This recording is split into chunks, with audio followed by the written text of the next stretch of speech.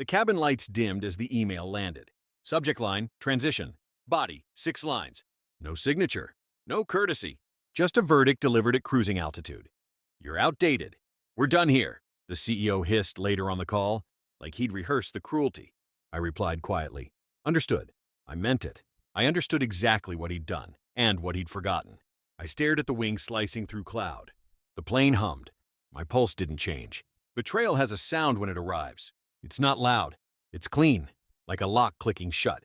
We'd built this thing together, not on pitch decks or applause, but on nights that smelled like burnt coffee and deadlines. I remembered the first client. Win, the handshake. That lingered too long because we both needed it to.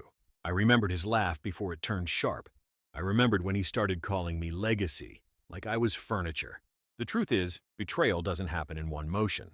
It accumulates. Small exclusions. Meetings moved. Decisions made upstairs. I noticed the calendar blocks vanish. I noticed legal stop copying me. I noticed my access badge hesitate at doors it once opened without question. The email just confirmed the math. I didn't call my lawyer from the plane. I didn't post anything. I didn't ask why. I watched the clouds and let the old instincts wake up. The ones you earn when you've been underestimated long enough to make it useful.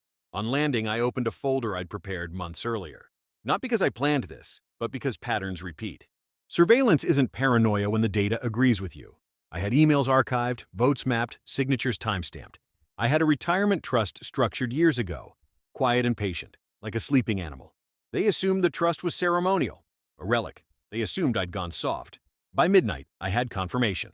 The CEO had fast-tracked my removal to impress. 3 clients who wanted fresh blood. Translation, someone cheaper, someone quieter, someone who didn't own inconvenient leverage. I booked another flight. Third of the day. I slept 6 minutes. Planning doesn't need rest. It needs clarity. The trust documents were clean. The trigger language was precise.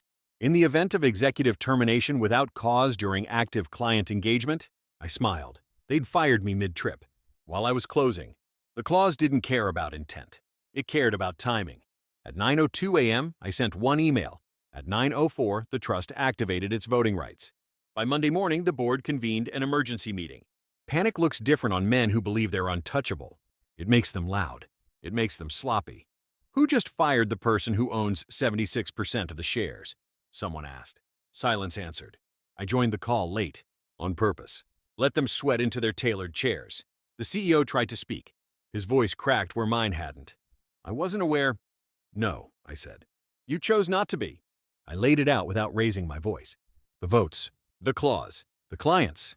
I'd already spoken to all 3. Not threatened, just informed. I offered stability. They chose gravity. By noon, $1.5 billion followed me out the door. Not loudly, efficiently. Capital prefers competence. The CEO stared at me like I'd changed shape. He asked how long I'd been planning this. I didn't correct him. The vote was procedural. The outcome wasn't. His removal passed with a speed that embarrassed him. Power leaves faster than it arrives. Always has. After the call, I sat alone in a quiet room and let the feeling arrive. Not triumph. Something cleaner. Balance. The ache in my chest loosened where it had been tightening for months. Justice doesn't shout. It settles. They sent messages. Apologies dressed as explanations. I didn't answer. Closure isn't a conversation. It's a decision. That night, I walked the city. No entourage, no press.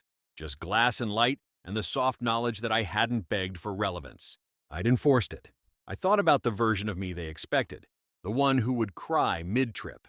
Who would spiral. Who would post something poetic and self-pitying. They mistook restraint for weakness.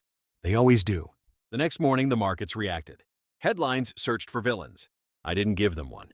Silence is a discipline. So is revenge. I'm not proud of what I did. Pride needs witnesses.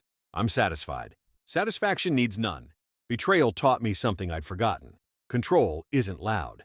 It's patient. It waits until the other side mistakes comfort for safety. You're outdated, he'd said. He was wrong. I'm timeless. And I never miss a vote.